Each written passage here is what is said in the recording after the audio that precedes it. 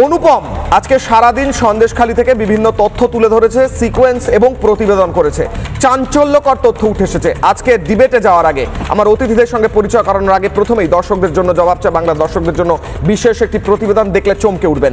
দেখুন, অনুপ্রবেশ যে ভারতে হয়েছে সেটা নিয়ে কোনো সন্দেহ নেই। বাংলাদেশিরা তাদের একটা বড় অংশ জলপথে এই সন্দেশখালী ধামাখালি হয়ে কলকাতায় প্রবেশ করেছে, কিন্তু আমাদের প্রশ্ন হচ্ছে যে এরা এলো কোন পথে।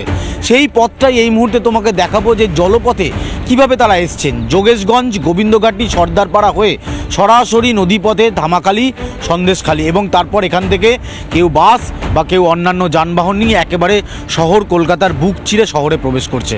আমি কলাগাছিয়াতে দাঁড়িয়ে রয়েছি। কলাগাছিয়া থেকে দীপঙ্করকে বলবো যে শেষ যে বোর্ডটা দেখা যাচ্ছে ওই বোর্ডটা দেখাও। এই যে শেষ বোর্ডটা তুমি দেখছো, এই বোর্ডটা একদম সোজাসুজি রায়মঙ্গলে গিয়ে ঠেকছে।